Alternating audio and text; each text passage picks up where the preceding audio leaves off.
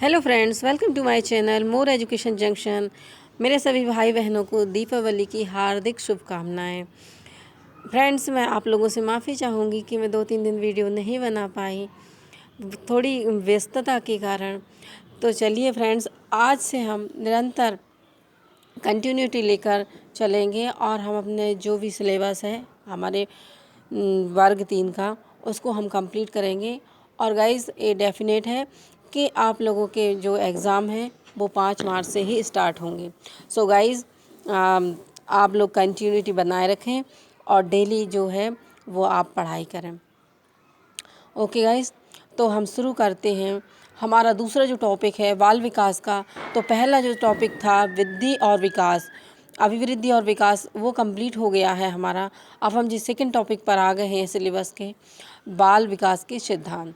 तो चलिए गाइस, ये बहुत इम्पॉर्टेंट आप लोगों का चैप्टर है बाल विकास के सिद्धांत, क्योंकि इसके बिना जो है वो टीचर जो है अपनी टीचिंग अच्छे से बच्चे के साथ में नहीं कर पाएगा। तो इसलिए इन सिद्धांतों को जानना बहुत आवश्यक है और एग्ज़ाम में भी इन सिद्धांतों से क्वेश्चन बनते ही बनते हैं। 1-2 क्वेश्चन हर मतलब आप लोगों के सब्जेक्ट से रिलेटेड आएंगे ही इससे। तो चलते हैं, स्टार्ट करते हैं। तो इसलिए इस टॉपिक को हमको छोड़ना नहीं है, बहुत अच्छे से पढ़ना है। चलिए तो स्टार्ट करते हैं। बाल विकास के सिद्धांत। तो इसका बाल विकास का जो फर्स्ट सिद्धांत है फ्रेंड, वो है निरंतरता का सिद्धांत। निरंतरता का सिद्धांत, विकास एक ना रुकने वाली प्रक्रिया है। विकास ना रुकने वाली क्या है? प्रक्रिया है जो कभी रुकती नहीं है। ठीक है फ्रेंड्स, माँ के गर्भ से ही ये प्रारंभ हो जाती है तथा मृत्यु पर्यंत तक चलती है। तो आप लोगों से फ्रेंड्स पूछा जाता है कि विकास जो है मतलब कहाँ से प्रारंभ होता है।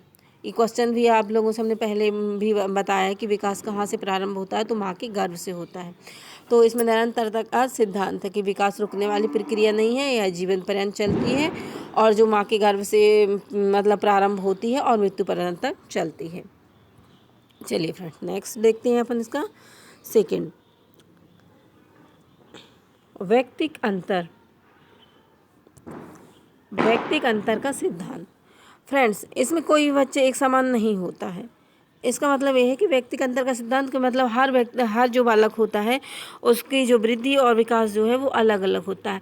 फ्रेंड्स, इसके 2 कारण होते हैं, क्योंकि बालक का जो वंशानुक्रम और वातावरण, ये दोनों अलग अलग होते हैं। तो जिस बालक का वंशानुक्रम और वातावरण, तो 2 बालक हैं तो दोनों बालक की जो वृद्धि और विकास होगा वो अलग अलग होगा, एक समान नहीं होगा। तो इस सिद्धांत के अनुसार बालकों का विकास और अभिवृद्धि उनकी व्यक्तिगतता के अनुरूप ही होती है, किसी अन्य बालक के समरूप नहीं होती है। कोई भी एक बालक वृद्धि एवं विकास की दृष्टि से अन्य बालक से समरूप नहीं होता। मतलब अभी बताया मैंने आपसे कि बालक का जो विकास है वो 2 कारणों से 2 तरह के डिपेंड होता है। एक होता है परिवेश और दूसरा होता है उसका वंशानुक्रम। ठीक है, विकास के इसी सिद्धांत के कारण कोई बालक अत्यंत जो होता है मेधावी होता है और कोई बालक अत्यंत मेधावी होता है और कोई बालक सामान्य होता है तथा कोई बालक पिछड़ा या मंद होता है। तो यदि आपसे पूछा जाए, क्वेश्चन ऐसे बनते हैं फ्रेंड्स, जैसे आपसे पूछा जाए कि आपको दे दिया जाए कि बाल विकास के सिद्धांत इसमें से हैं, तो आपको पूरा सिद्धांत याद करने होंगे कि हाँ, निरंतरता का सिद्धांत है, व्यक्तिगत अंतर का सिद्धांत है, और भी जो हम आपको बताते जा रहे हैं उनको आपको याद होना चाहिए। और ये भी पूछा जा सकता है कि कौन सा इसमें से नहीं है, और ये भी पूछा जा सकता है कि आपको उदाहरण दे दिए और पूछ लिया कि यह किस सिद्धांत से संबंधित है या किस सिद्धांत की ओर इशारा करता है, आपको 3-4 सिद्धांत दे दिए। ठीक है फ्रेंड्स, तो क्वेश्चन इससे ऐसे बनते हैं। तो चलिए नेक्स्ट पर आते हैं, विकास में एक रूपता। फ्रेंड्स, विकास में एक रूपता, जो बालक का विकास होता है उसमें एक रूपता का जो सिद्धांत है वो दिया गया है। तो इसमें विकास की गति में एक जैसे ना होने पर तथा व्यक्तिगत अंतर पाए जाने पर भी विकास का जो क्रम में कुछ एक रूपता होती है। फ्रेंड्स याद रखना, विकास का जो क्रम होता है ना फ्रेंड्स, क्रम याद रखना, क्रम में क्या होती है, एक रूपता होती है। अभी हम आगे आप लोगों को बताएंगे कि जो क्रम जो है वो एक रूपता होती है और जो दर इसकी होती है वह एक सी नहीं होती। तो चलते फ्रेंड, जैसे इस क्रम में एक ही जाति विशेष के सभी सदस्यों में कुछ एक जैसी विशेषताएं पाई जाती हैं। मतलब जो एक जाति विशेष का जो सदस्य होते हैं सभी में एक विशेषता देखने को मिलती है। जैसे मनुष्य के सभी बालकों की वृद्धि सिर की ओर से प्रारंभ होती है। इसी प्रकार बालक के गत्यात्मक और भाषाई विकास में भी एक निश्चित प्रतिमान देखने को मिलते हैं। तो फ्रेंड्स, जो बालक की जो सिर से इसका प्रारंभ होता है वृद्धि का, तो कहाँ से होता है, सिर से होता है। और जो बालक की गत्यात्मक और भाषाई विकास में भी एक निश्चित प्रतिमान देखने को मिलते हैं। तो मतलब सभी बालक जो है, पहले बालक भाषाई प्रतिमान सीखेंगे, उनके मतलब बोलना सीखेंगे, थोड़ा थोड़ा कुछ भी बोलेंगे, कुछ भी उनके अंदर से ध्वनियाँ निकलेंगी, ठीक है। तो जो बालक का जो क्रम होता है सभी बालकों के साथ ऐसा होता है। तो क्रम जो होता है उसमें तो एक रूपता होती है। लेकिन फ्रेंड्स आगे देखिए, वृद्धि एवं विकास की दर एक सी नहीं होती। वृद्धि और विकास की जो दर होती है फ्रेंड्स वो एक सी नहीं होती। इसमें क्रम में एक रूपता पाई जाती है, ठीक है। क्रम एक रूपता, जैसे सभी बालक जो हैं 9 माह में जन्म लेते हैं, ठीक है। सभी बालक जो हैं मतलब सिर से लेके उनका जो विकास होता है वो सिर से पैर की ओर होता है, ठीक है। सभी बालकों का, सभी बालक जो है मतलब बोलना सीखेंगे, लेकिन छोटी छोटी शब्दों से छोटे छोटे टूटे फूटी ध्वनियाँ निकालेंगे, फिर उसके बाद में बोलना सीखेंगे, ठीक है। तो ये चीज़ मतलब क्रम में एक रूपता होती है सभी बालकों की, लेकिन जो दर होती है वो एक सी नहीं होती। विकास की वृद्धि और जो दर होती है वो एक सी नहीं होती। फ्रेंड चलते देखिए, विकास की प्रक्रिया जीवन पर्यंत चलती है, किंतु इस प्रक्रिया में विकास की गति एक सी नहीं होती। शैशवावस्था में यह प्रक्रिया कुछ तीव्र होती है, परंतु बाद के कुछ वर्षों में मंद पड़ जाती है। किशोरावस्था में प्रारंभ में तेजी से वृद्धि होती है, परंतु अधिक समय तक नहीं होती है, मतलब रुक जाती है। वृद्धि और विकास की गति में उतार चढ़ाव आते हैं, किसी भी अवस्था में एक जैसी नहीं होती। तो देखिए फ्रेंड, किसी भी अवस्था में जो दर जो होती है विकास की, वृद्धि और जो दर होती है एक जैसी नहीं होती। जो वृद्धि होती है फ्रेंड्स वह किशोर अवस्था के अंत तक जाकर क्या होती है, रुक जाती है। बहुत सी जो विकास की जो अवस्था में बहुत सी चीज़ें ऐसी होती हैं वो रुकती हैं, हमेशा के लिए जैसे ख़त्म हो जाती हैं। जैसे वृद्धि है, वृद्धि व्यक्ति की हाइट है, जो हाइट तो बढ़ चुकी है वो क्या होगी, रुक जाएगी।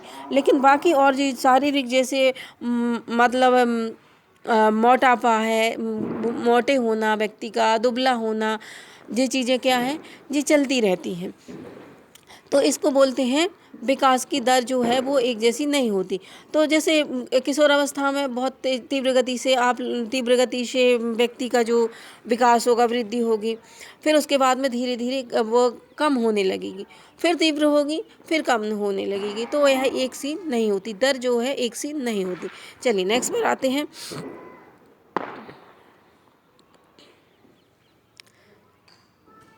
निश्चित तथा पूर्व कथनी रूप का सिद्धांत। निश्चित और पूर्व कथनी रूप का सिद्धांत।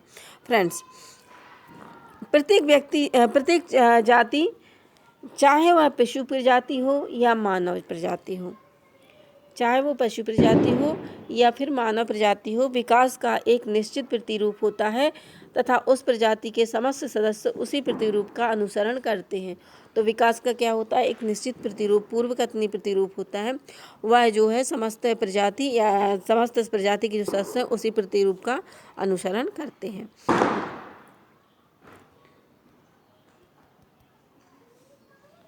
चलिए नेक्स्ट पर आते हैं, 6 पॉइंट पर आते हैं फ्रेंड्स। वंशानुक्रम तथा वातावरण की अंतःक्रिया का सिद्धांत। ये कई बार पूछा गया है ये क्वेश्चन। अंतःक्रिया, वंशानुक्रम तथा वातावरण की अंतःक्रिया। का सिद्धांत। इसमें बालक का विकास वंशानुक्रम तथा वातावरण की परस्पर अंतःक्रिया का परिणाम है। जो बालक का जो विकास होता है फ्रेंड्स, वह जो है वंशानुक्रम तथा वातावरण, इन दोनों की अंतःक्रिया का परिणाम होता है। दोनों की अंतःक्रिया से के द्वारा विकास की गति का नियंत्रण होता है। तो फ्रेंड्स, बालक का जो वंशानुक्रम है, बालक का वंशानुक्रम अच्छा होगा, वातावरण अच्छा होगा, ठीक है। जिस वातावरण में बच्चा रहता है तो उसकी वृद्धि और शारीरिक वृद्धि भी अच्छी होगी और उसका मानसिक विकास भी अच्छा होगा।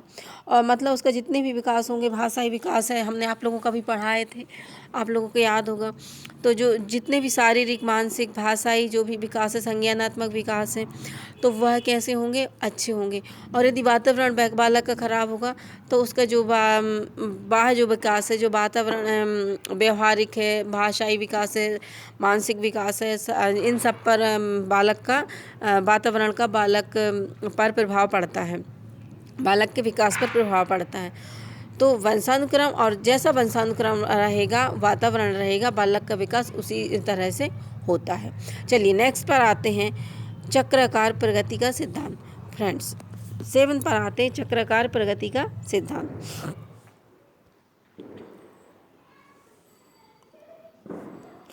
तो चक्राकार प्रगति के सिद्धांत में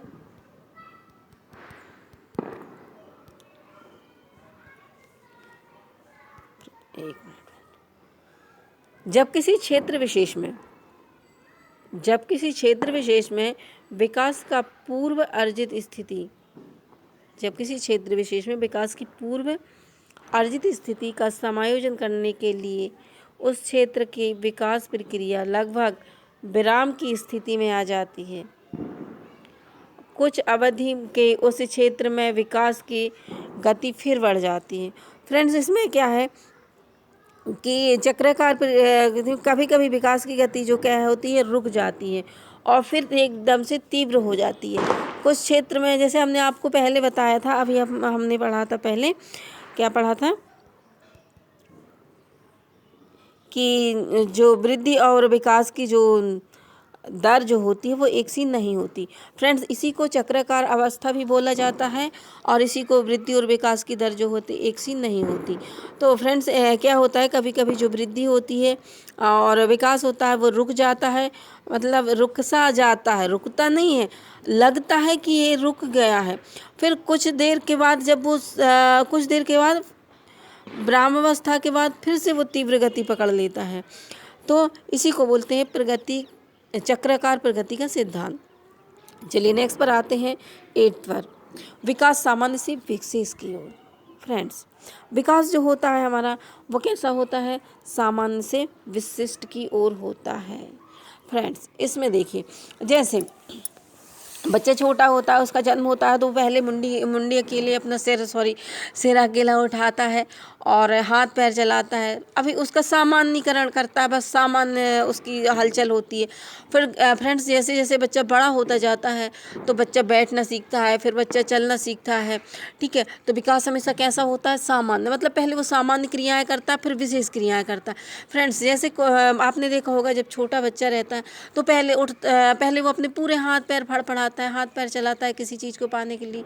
लेकिन जब उसके सक्षमता आ जाती है तो वह सिर्फ क्या करता है, वह सिर्फ एक जिस चीज़ को उठाना है वो अपना हाथ बढ़ाएगा और वो चीज़ को उठा लेगा। तो यह कहलाता है सामान्य से विशेष की ओर। चलिए नेक्स्ट पर आते हैं, 9 पॉइंट पर देखते हैं, परस्पर संबंध का सिद्धांत। फ्रेंड्स, जो हमने आयाम पढ़े हुए थे, हमने आपको पहले आयाम पढ़ाए थे, विकास के सभी आयाम। जैसे आपसे पूछा जाए विकास के कौन कौन से आयाम हैं, ये भी आप लोगों को याद रखना है। तो विकास के सभी आयाम, जैसे शारीरिक, मानसिक, सामाजिक, संवेगात्मक आदि, एक दूसरे से परस्पर संबंधित होते हैं।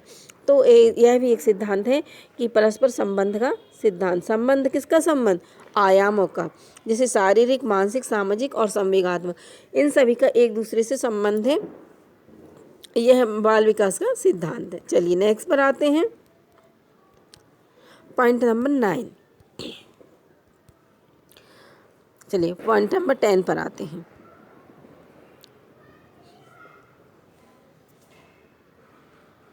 विकास की दिशा का सिद्धांत। विकास की दिशा का सिद्धांत।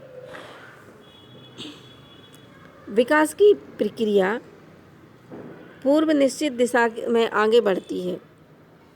विकास की जो प्रक्रिया होती है पूर्व निश्चित दिशा में आगे बढ़ती है। बालक सबसे पहले अपने सिर और भुजाओं की गति पर नियंत्रण रखता सीखता है और उसके बाद अपनी टांगों पर। तो देखिए फ्रेंड्स, बालक जब छोटा रहता है तो सबसे पहले अपना सिर मतलब सिर उठा नहीं सकता है, हल्का सिर उठाता है तो, और भुजाओं पर। तो जो बालक जो छोटा रहता है तो सिर पर और अपनी भुजाओं पर नियंत्रण करता है। फिर उसके बाद में वो चलना सीखता है, चलता है, कभी गिरता है, कभी किसी चीज़ को पकड़ पकड़ के चलता है। तो उसके बाद में वो क्या करता है, अपनी टांगों पर नियंत्रण रखता है। तो सबसे पहले सिर। आपसे पूछा जा सकता है कि ये देखिए बाल विकास का इसमें से सिद्धांत नहीं है, तो आपसे पूछा जा सकता है कि कौन सा नहीं है, कौन सा है। तो सामान्य और जो बालक का विकास जो होता है वो कैसा होता है, सामान्य से विशिष्ट की ओर होता है। बालक का जो विकास होता है सामान्य से विशिष्ट की ओर होता है, विशिष्ट से सामान्य की ओर नहीं होता फ्रेंड्स, सामान्य से विशिष्ट की ओर। मतलब कहने का तात्पर्य है जब बच्चा छोटा होता है तो पहले छोटी छोटी सामान्य सामान्य सी बातें सीखता है, फिर वह विशिष्ट चीज़ें सीखने लगता है, विशेष चीज़ों पर पहुंचता है। ठीक है, चलें नेक्स्ट पर आते हैं। पॉइंट नंबर 11, सीधा विकास सीधा ना होकर वर्तुलाकार होता है। हमने आप लोगों को अभी पढ़ाया था फ्रेंड्स कि विकास कैसा होता है, चक्राकार होता है। फ्रेंड्स उसी का ये हमने आपको उसी का ये रूप है। ऐसा भी पूछ लिया जाता है कि विकास सीधा ना होकर कैसा होता है, वर्तुलाकार होता है। वर्तुलाकार मतलब गोल होता है, गोल। जैसे अब चक्राकार पढ़ाया था ना हमने आपको, तो चक्राकार और गोल एक ही बात है। ठीक है, वर्तुलाकार भी एक ही बात है। ठीक, तो वर्तुलाकार का मतलब होता है वृत्त के आकार का। तो ये दोनों तीनों मैंने आप लोगों को बता दिए। ये सिर्फ शब्दावली है इसलिए मैंने लिखा है, और एक से नहीं लिखा है, कई बुकों से जी आप लोगों को लिए मैंने विकास के जो सिद्धांत हैं कई बुकों से नोट किए गए हैं। 2-4 कई लोग आपको 2-4-5 बताएंगे, लेकिन मैंने आप लोगों को कई प्रकार से बताने की कोशिश की है, उनकी शब्दावली भी लिखी है। ठीक है, तो विकास सीधा न होकर कैसा होता है, वर्तुलाकार होता है। तो एक अवस्था में वह तेजी से आगे बढ़ता है तथा कुछ समय पश्चात अपनी गति को धीमा करके वर्षों का विश्राम लेते हुए प्रतीत होता है। तो फ्रेंड्स वही चक्राकार। ठीक है, तो जैसे विकास का जो क्रम है पहले तो बहुत तेज़ी से हो जाएगा, फिर थोड़े कुछ वर्षों के लिए वो रुक सा जाएगा, और फिर आगे चल के वो फिर से तेज़ी से बढ़ जाएगा। तो यह कहलाता है वर्तुलाकार, इसी को बोलते हैं चक्राकार। चलिए नेक्स्ट पर आते हैं। वृद्धि और विकास की क्रिया वंशानुक्रम वातावरण का संयुक्त परिणाम है। जी हम पढ़ चुके हैं, लेकिन फिर भी हमने इसमें नोट्स लिख दिया है कि आप लोग इसमें ध्यान दें। वृद्धि और विकास की प्रक्रिया वंशानुक्रम और वातावरण का संयुक्त परिणाम है, अंतःक्रिया का परिणाम है। ठीक है फ्रेंड्स, चलिए नेक्स्ट पर आते हैं। एकीकरण का सिद्धांत। एकीकरण का सिद्धांत हमने आप लोगों को पहले भी बता दिया था कि बालक पहले संपूर्ण अंग को फिर एक अंग को चलाना सीखता है। एकीकरण का सिद्धांत कहने का मतलब है कि पहले बालक जो रहता है किसी चीज़ को पाने के लिए वो पहले अपने पूरे संपूर्ण पूरा शरीर, पूरे हाथ पैर सब हिला देगा। ठीक है, लेकिन जब उसमें थोड़ा सा मतलब एकीकरण होगा, थोड़ा सा वो समझेगा, तो फिर वह उसी चीज़ जिस चीज़ को उठाने के लिए वह पूरा शरीर पूरे अंगों का इस्तेमाल करता था, फिर वह सिर्फ वैसी अंग का इस्तेमाल करेगा। जैसे किसी वस्तु को उठाना तो वो हाथ बढ़ाएगा और उठा लेगा। ठीक है फ्रेंड्स, आपको लोगों को समझ में आया होगा। चलिए नेक्स्ट आते हैं। विकास की भविष्यवाणी की जा सकती है। फ्रेंड्स विकास की भविष्यवाणी की जा सकती है, जैसे आप लोगों को बता दिया जाए कि क्वेश्चन आ जाता है जैसे विकास की भविष्यवाणी की जा सकती है, तो आप लोग हाँ नहीं, हाँ की जा सकती है और नहीं की जा सकती, नहीं या हाँ दोनों आ जाएंगे ऑप्शन में, तो ऐसे आपसे पूछ लिए जाएंगे। तो विकास की जो है भविष्यवाणी की जा सकती है। कैसे की जा सकती है? बालक के उसकी वृद्धि और विकास की गति को ध्यान में रखकर उसके आगे बढ़ने की दिशा की और स्वरूप के बारे में भविष्यवाणी की जा सकती है। फ्रेंड्स जैसे आप लोग बताते हैं हाँ इसके मम्मी जे छोटा है, अभी छोटा है, लेकिन इसकी हाइट जो बहुत लंबी होगी या मतलब ये बड़े होकर ऐसा बनेगा, तो मतलब परफेक्ट किसी को कहा नहीं जा सकता, लेकिन हाँ उसकी जो वृद्धि होगी ना, वृद्धि मतलब शारीरिक वृद्धि का जो लगाया जाता है इसका अर्थ के वृद्धि से शरीर का, तो आप बोल सकते हैं कि हाँ ये बच्चा बड़ा होकर इतना इसकी हाइट जाएगी या ऊंचा होगा, तो इसके बारे में उसको बताया जा सकता है कि हाँ ये बड़ा होकर व्यवहारिक बनेगा, उसके वातावरण से उससे बोलचाल से तरीके से बताया जा सकता है। चलिए नेक्स्ट पर आते हैं, लास्ट पर, समन्वय का सिद्धांत। बस वही है फ्रेंड्स, हमने आप लोगों को बताया कि जो मुझे बहुत सी शब्दावली बुकों में मैंने देखी, तो बहुत सी शब्दावली ऐसी मिली कि तो मैंने लिख लिया था। तो जैसे समन्वय हमने आपको बताया ना फ्रेंड्स, जैसे एकीकरण पढ़ा दिया, एक ही बात है।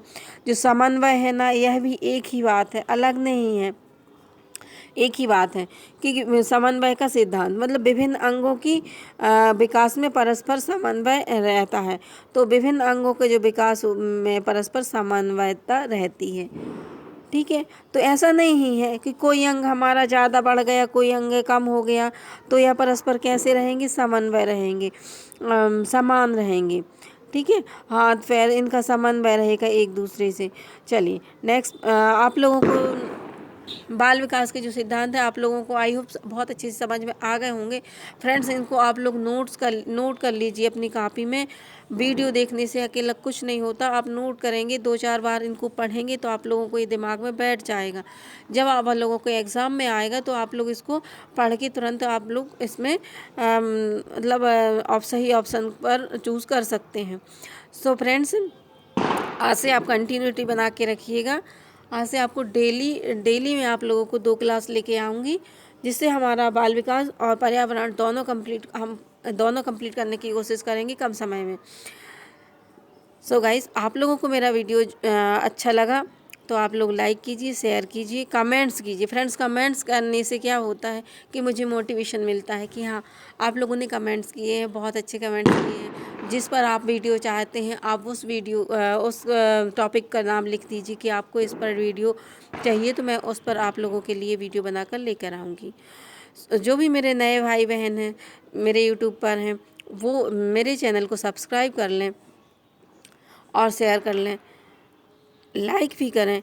चलिए फ्रेंड्स, मैं आप लोगों के लिए नेक्स्ट डे आप लोगों के लिए बहुत अच्छा वीडियो बना कर लेके आऊँगी। जितने भी हमारे सिलेबस हैं उस सिलेबस के अकॉर्डिंग ही मैं आपको पढ़ाऊँगी, उससे बाहर कुछ नहीं पढ़ाऊँगी। सो गाइस, जो मेरी शब्दावली है, जो मेरी बातें हैं, जो मैं पढ़ाती हूँ आप लोगों को, तो आप लोग उन शब्दावलियों को भी ध्यान में रखिएगा। कभी कभी शब्दावलियाँ आ जाती हैं, जैसे मैंने आप लोगों को बताया भी था, जैसे एकीकरण बता दिया, समन्वय बता दिया है ना, चक्राकार है, वर्तुलाकार है, तो ये सब शब्दावली है फ्रेंड्स। इनसे घबराना नहीं है, बस इनको हमें नॉलेज में रखना है। बात एक कह रहा है, हमको पता है, लेकिन हमको शब्दावली का ज्ञान नहीं होगा तो हम उस क्वेश्चन को क्या करके आएंगे, गलत करके आएंगे। सोचेंगे कि मैंने तो ये पढ़ा ही नहीं है, मैंने तो चक्राकार पढ़ा था, वर्तुलाकार तो पढ़ा ही नहीं है, या वर्तुलाकार पढ़ा था तो चक्राकार नहीं पढ़ा। तो फ्रेंड्स, आप लोग इनको समझने की थोड़ा सा कोशिश कीजिएगा। बात एक ही है, लेकिन वो क्या कर रहे हैं, घुमा फिरा के आप लोगों से पूछ रहे हैं। इसलिए हमको शब्दावलियों को बहुत अच्छे से ध्यान में रखना है। So guys, thank you my watching channel.